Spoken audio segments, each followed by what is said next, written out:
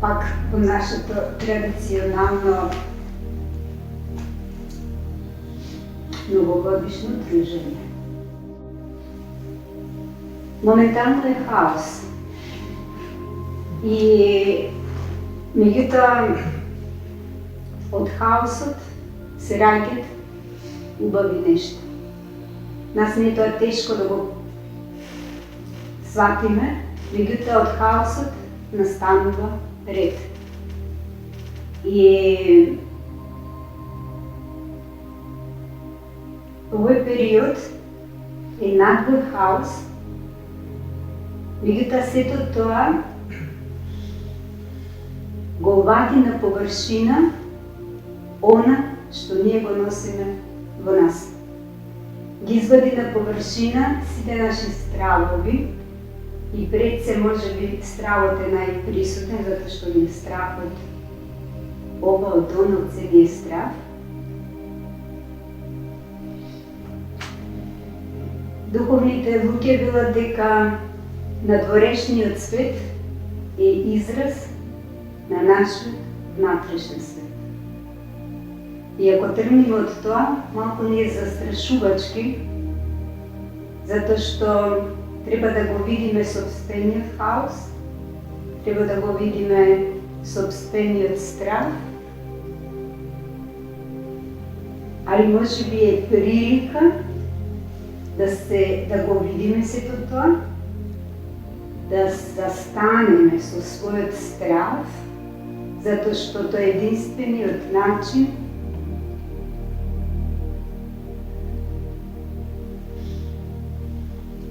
не да го надминеме, не работата во тоа, туку таа енергија на страх да се трансформира во знаење, разбирање, знаење кој што ќе не води кон понатамошен личен развој. Ние сме научени да кога ни се случува нешто што не ни се допаѓа, нешто што го доживуваме како хаос и како траума, да имаме отпор и ако може брзо тоа да се разреши, да се вратиме на старо, да не се занимаваме со тоа. Така сме научени да реагираме, али така се блокираме. И се блокираме себе си, го блокираме својот личен развој и не даваме, кога се блокираме, не го даваме на енергијата да тече и тогаш има застој. Меѓутоа, ако успееме да собереме знаење и храброст, да сватиме дека тоа што ни се случува е само еден предизвик да пораснеме внатрешно и духовно да пораснеме, тогаш можеме многу што да направиме. Некој прочитав и тоа многу ми се допадна скоро, вели духовен развој, степенот на духовен развој се мери по тоа колку умееме една негативна ситуација да ја трансформираме во позитивна. Колку умееме од личните стравови да ги разбериме, да сватиме кај ни се, да ги признаеме прво. Затоа што полна работа ние себе си не си признаеме, не си признаваме. Ако сме уплашени, да се признаеме дека сме уплашени, дека сме љути ако сме љути, дека сме тажни ако сме тажни. Се тоа значи што ни прави траума и тензија, не да го бркаме, не да го блокираме, туку да му дозволиме да биде, да помине низ нас и преку тоа да се трансформира, односно ние се трансформираме во поголемо знаење и во крајна линија во поголема љубов за себе.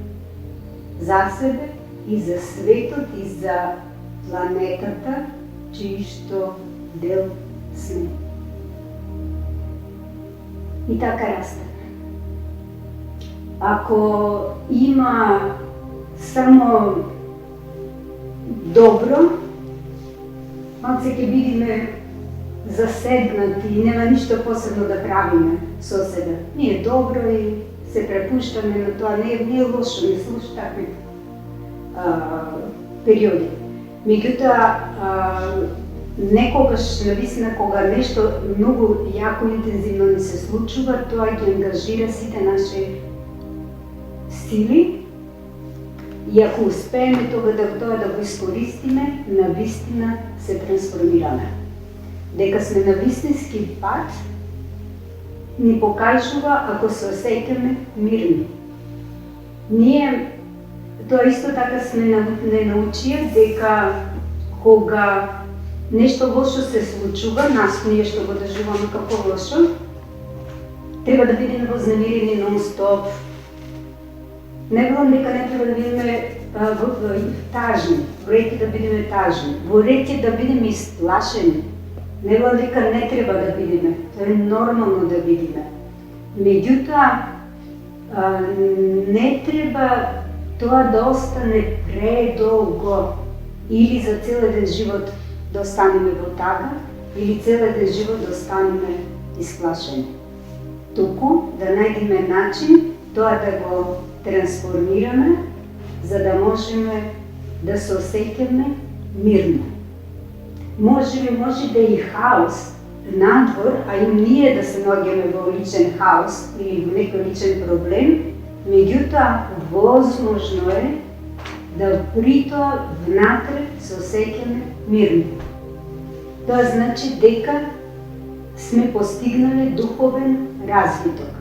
Духовноста не е да седиме во медитација 2 сати и да ќе се осеќаме убаво и сето тоа е добро, меѓутоа прашањето што ќе направиме со останатите 22 сати во текот на денот. Ако нив ги поминуваме во немир, тогаш не сме баш на добар пат. Односно, треба да знаеме дека уште малку повеќе треба да поработиме со себе.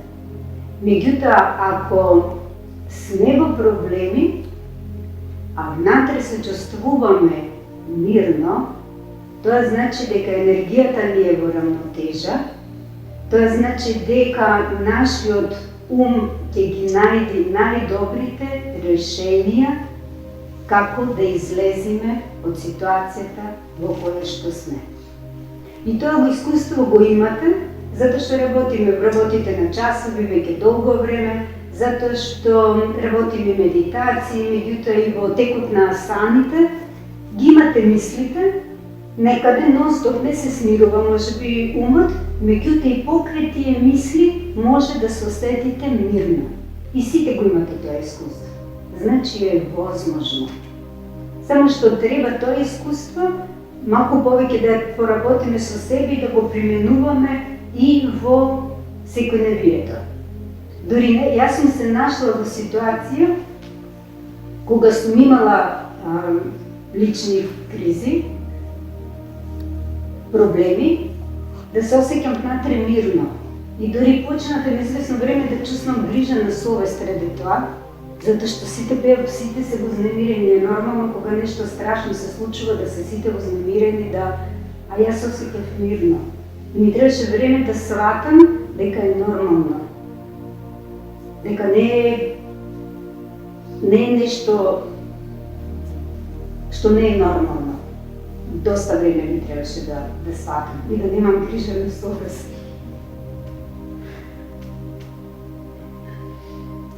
И така, поминувајќи ни своите стравови, ни својата тага, ни својата љутина и уште што све друго што имаме во себе, го доживуваме како непријатно, полека ќе ги спознаваме и сите убавини кои што ги имаме во себе.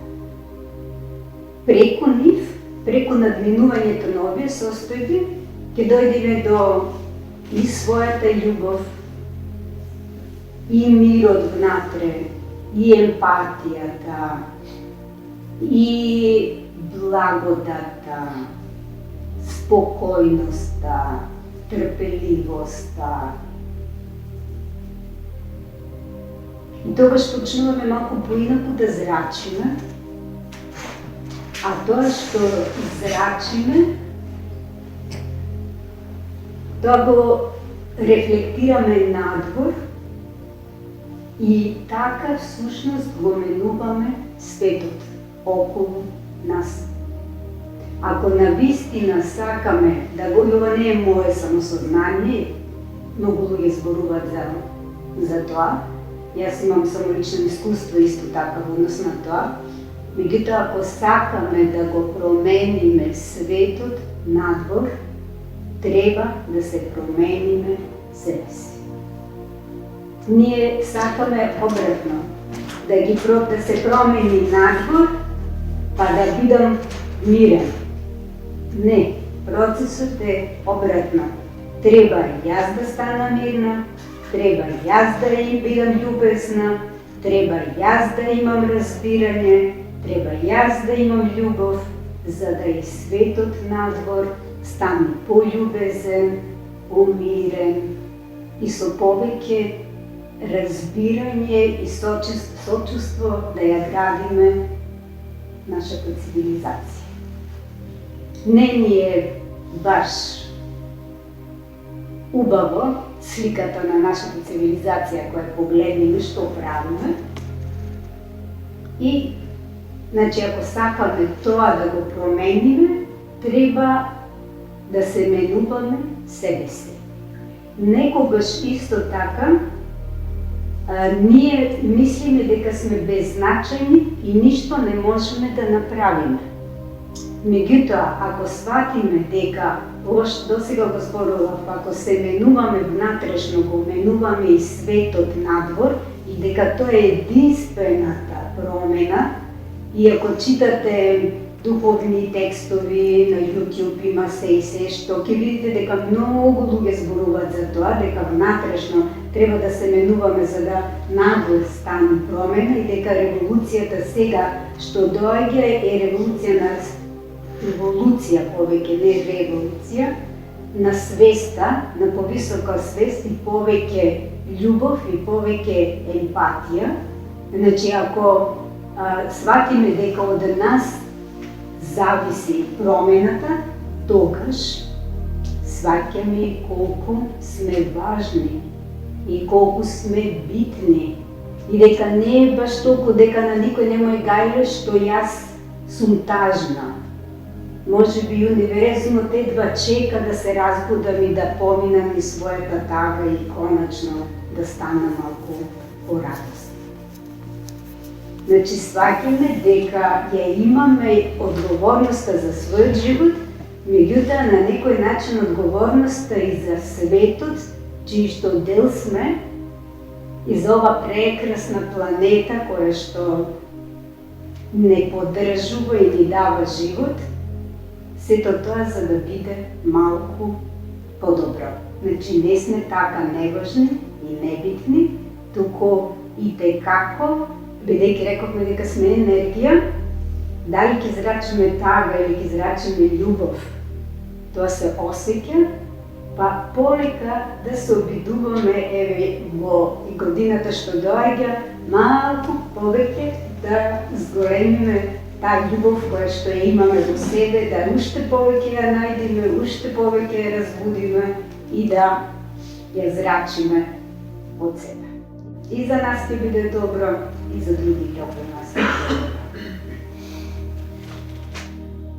Тогаш би направиле една медитација сега. Осетете се себе си.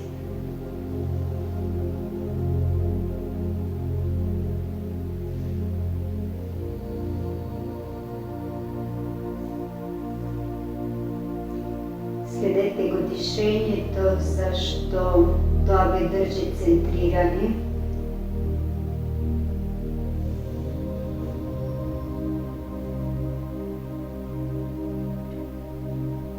Чувствувате како станува равномерно.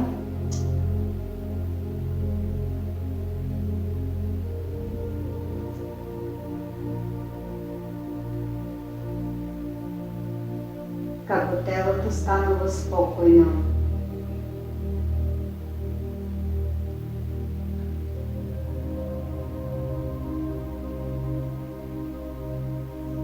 И осетете се себе си.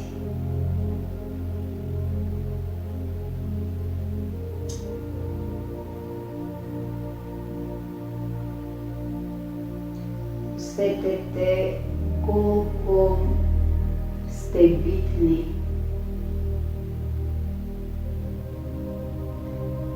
колко вашиот живот е битен.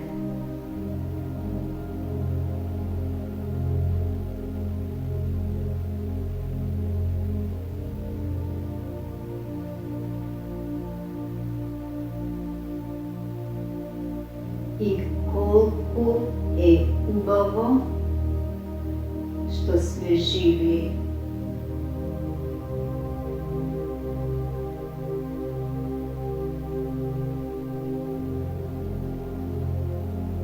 Може би можеме и да кажеме колко е животот прекрасен.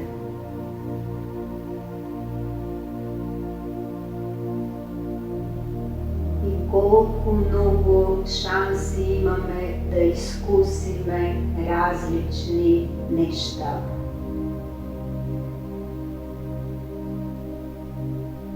И да ги спознаеме сите свои квалитети, потенцијали што чекаат да се реализираат или веќе се реализираат.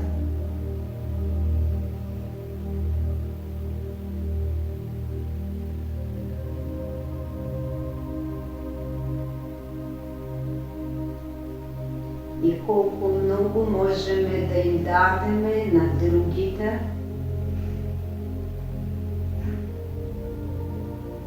и колко прекрасни изкуства доживуваме и споделуваме со другите.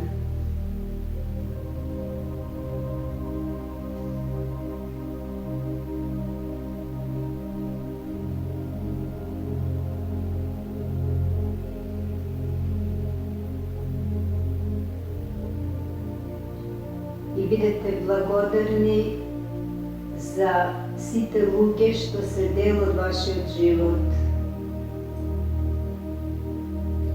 И оние што ви се најблиски.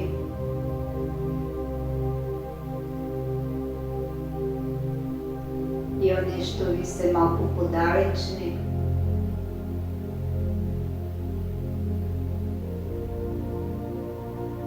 И оние кои што малку ги познавате.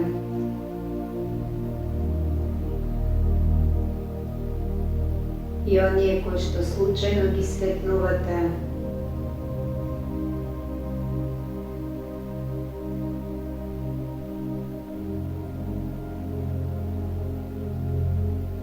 И оние кои што мислите дека ви прават лошо и ве нервираат и мислите дека не ги сакате.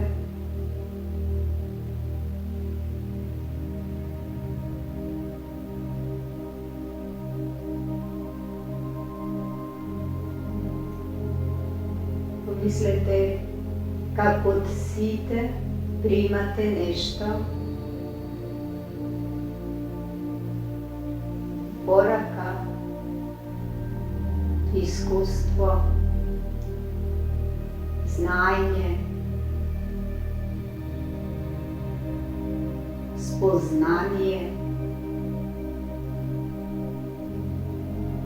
прилика за развој.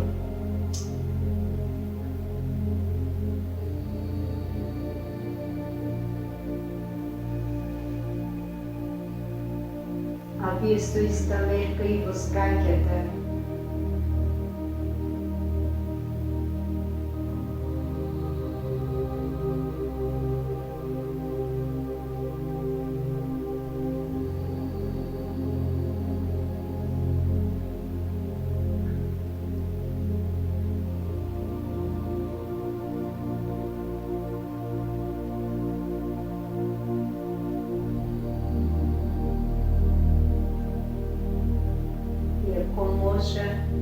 усетете благодарност,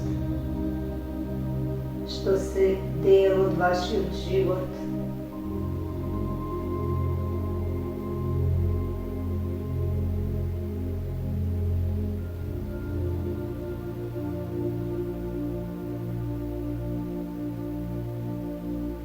А и оние кои што веќе не се дел на овој живот, но биле со вас.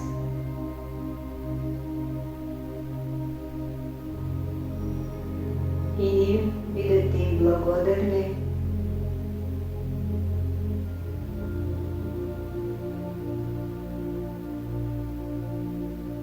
И со љубов кон сите.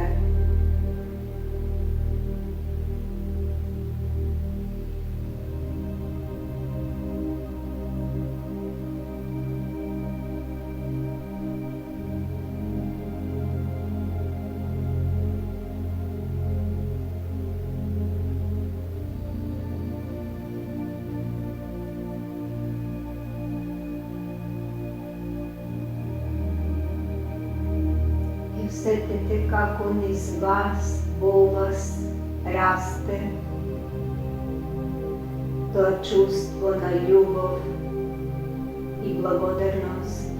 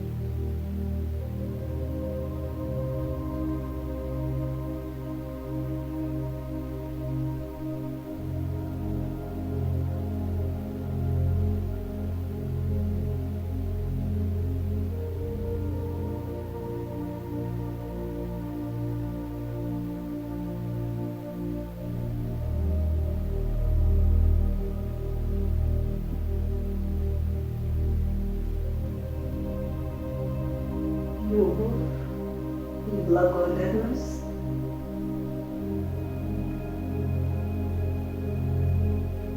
кон луѓето што се дел од нашиот живот.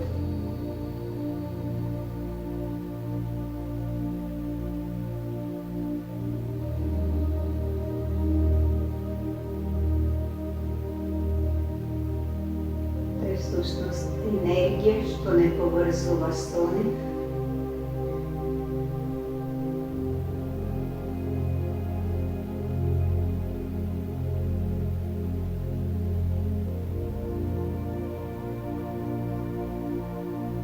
И усетите љубов за себе.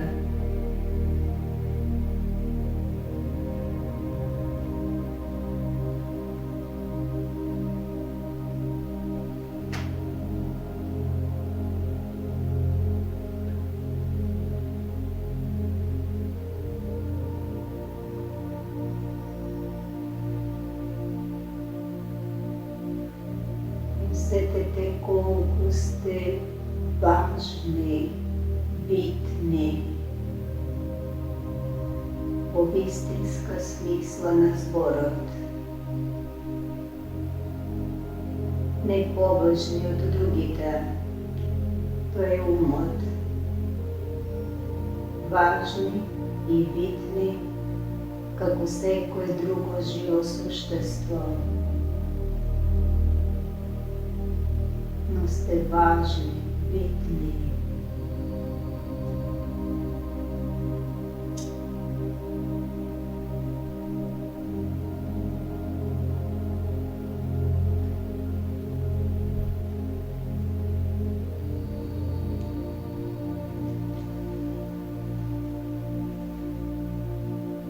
Љубов за себе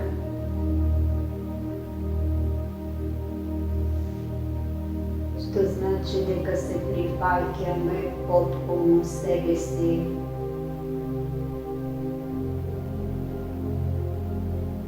Со сите своји доблести, способности, квалитети што ги имаме.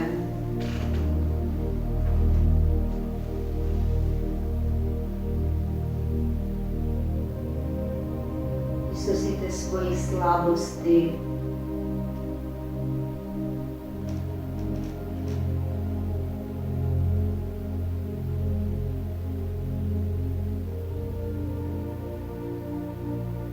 Стравови.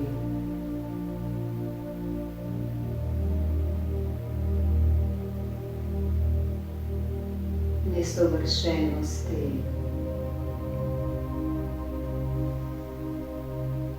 Сето тоа е дел од нас. Сето тоа е дел од мене.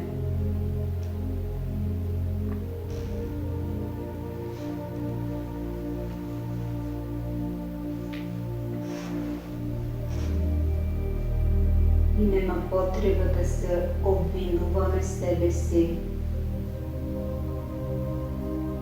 да се каеме себе си за нешто.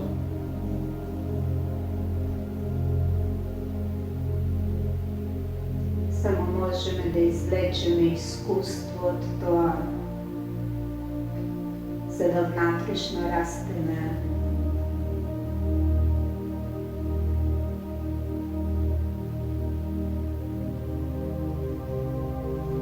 Да се сакаме себе си, значи да си простиме за некои нешта.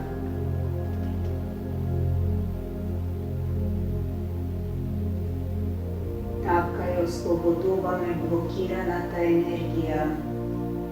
Може би нема да можеме сега веднаш, но да се отвориме кон тој процес. Тоа не трансформира,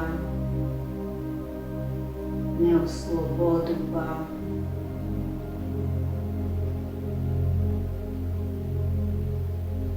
Йога некогаш се дефинира како ослободување. Се мисли токму на овој вид ослободување.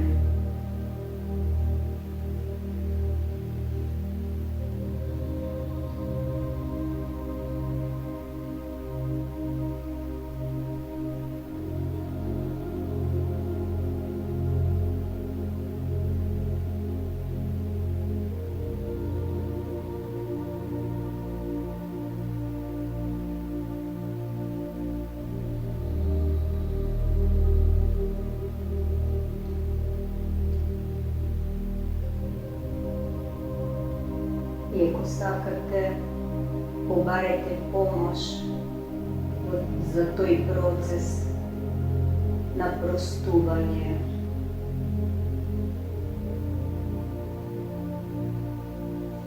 А помошта стигнува на различни начини. Иако некогаш нашиот ум ни вели дека сме сами, и никој не ни помага. Никогаш не сме сами.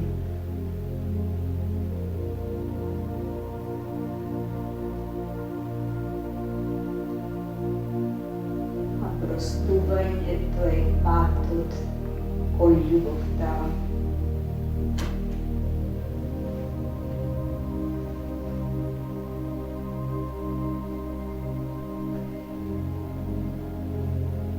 Може би треба да станеме малку понежни со себе,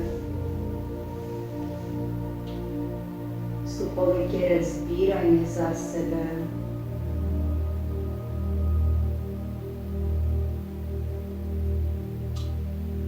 Тоа не значи дека нема и понатаму да се стремиме кон доброто, најдобро што можеме и со сите своји сили.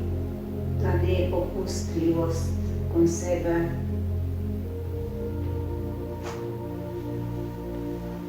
нежност.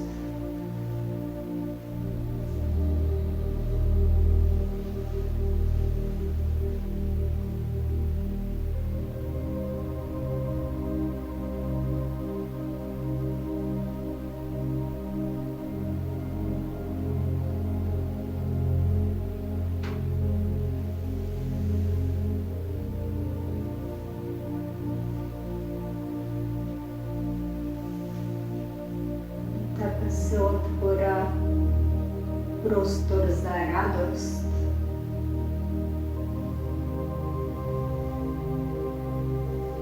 da sme veseli,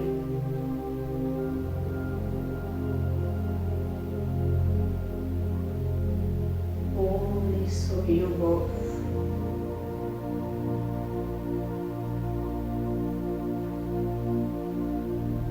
I to je patuk na kreativnost, na sozdavането. Можеме толкова хубави неща да създадем.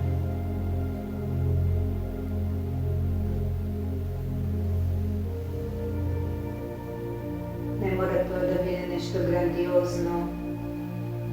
Мали, ситни неща, що го разубавуват нашето всекидневие.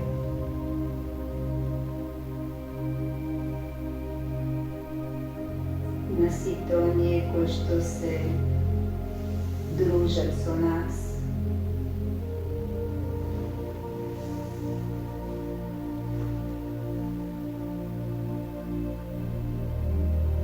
Еден убав збор,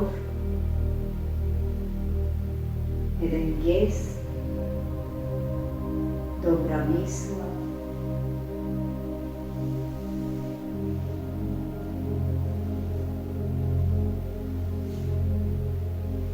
помощ, подкрепа.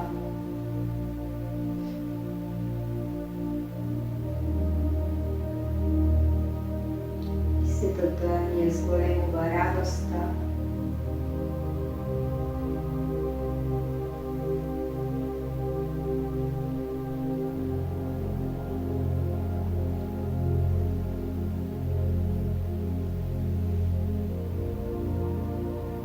Зашто има размена на енергија, се тече и нашата енергија никогаш не е статична.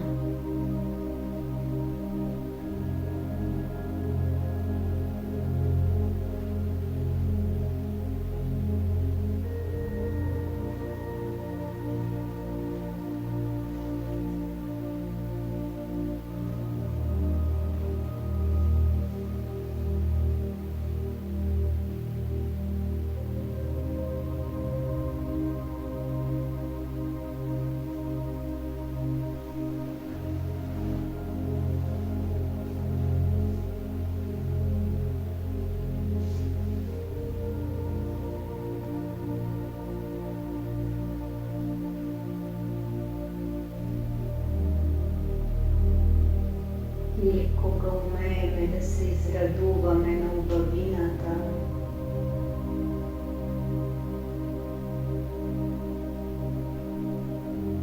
и да я видиме около себе,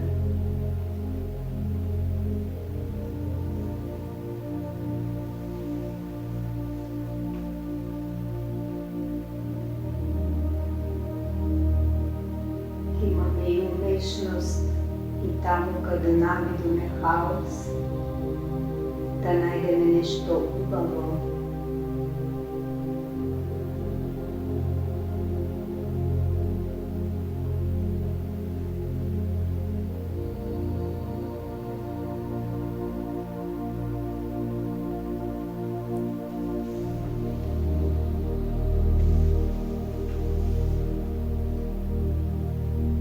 Кога се радуваме на убавината на природата,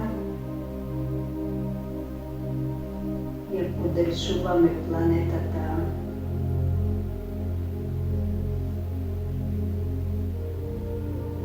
Стануваме малку погрижливи.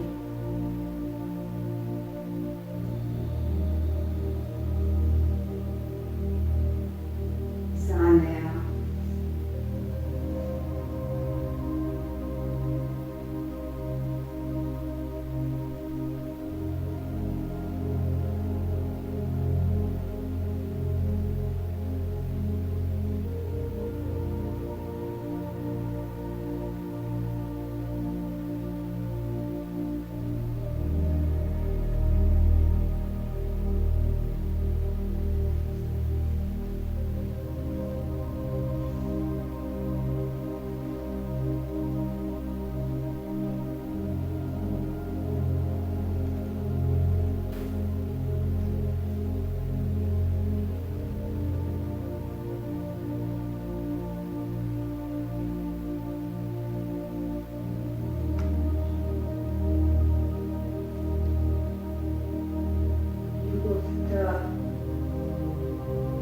ни дава и снага, внатрешна снага, да сме мирни сред хаосот, да сме доблесни,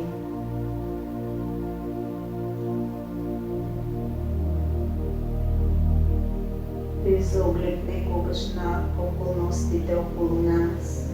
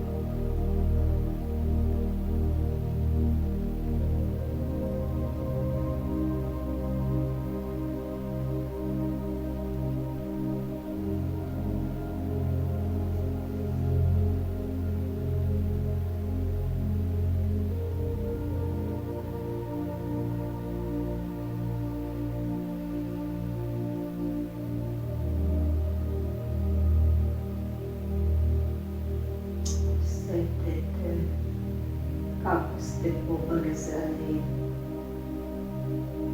со другите, со природата, со планетата.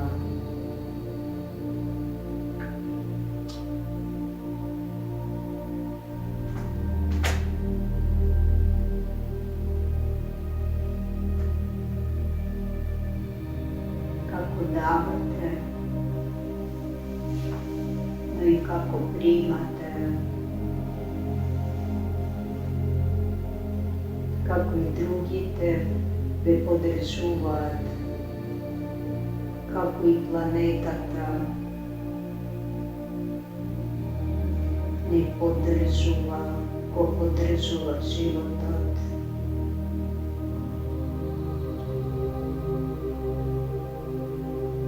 Земјата, растенијата, дрвјата, животните, небото, воздух.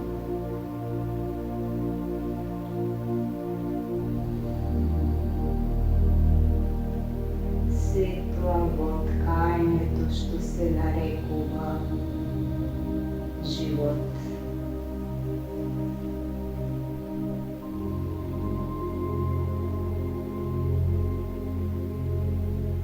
И суптилните енергии низ сето тоа.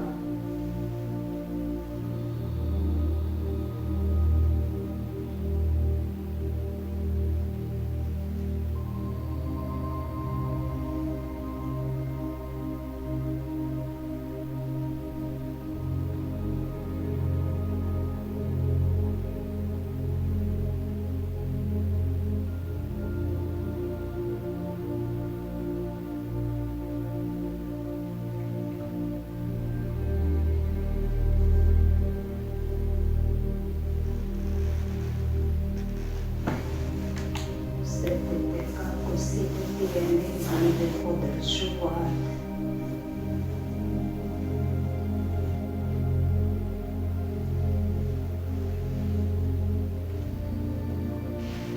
Не може да возвратиме со љубов и благодарност.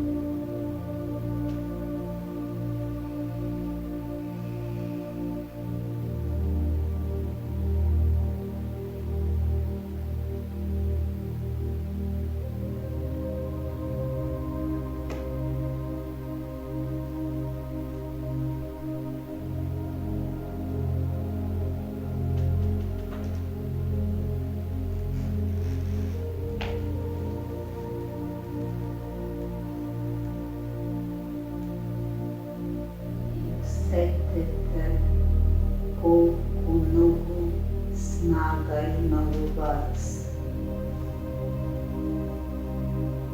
и колку повеќе се отворате кон љубовта, кон комуникацијата,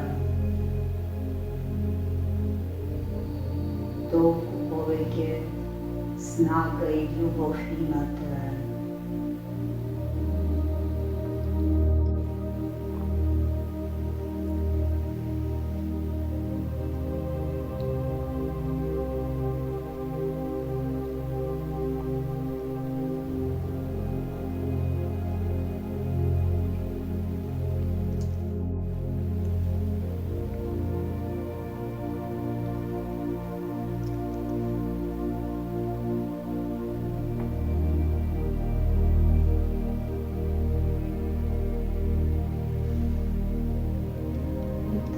Повеќе радост имате.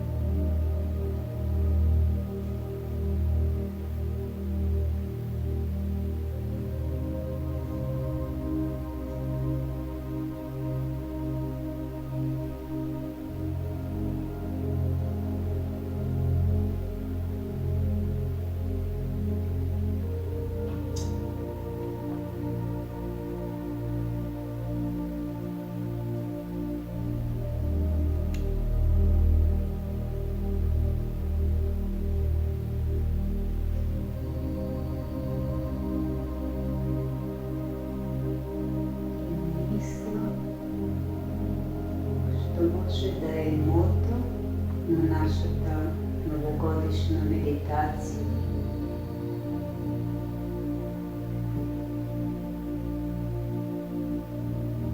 Колку сте успешни во животот се мери со количеството на љубов што го имате. Колку умеете да дадете и да примите.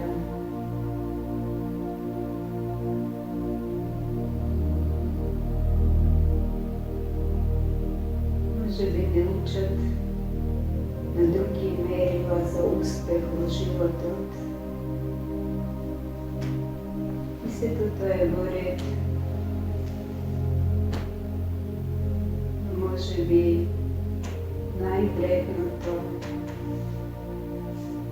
мерило, мерка и колку количеството на љубов што го имаме.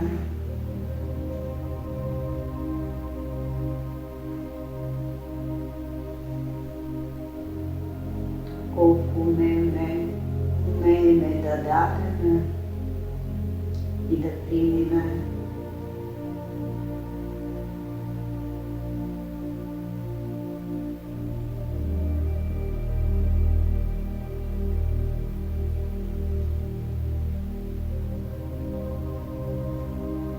Леква е мерка за духовен развой, ако това не интересира.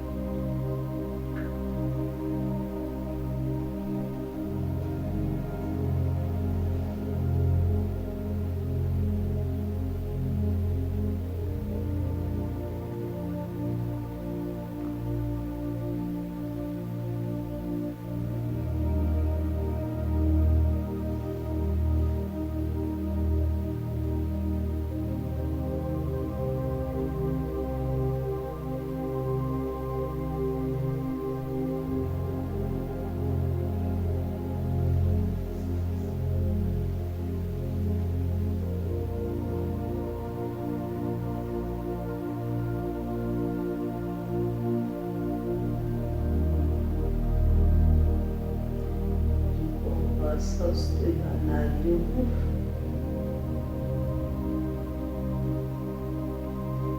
посакате си нещо себе си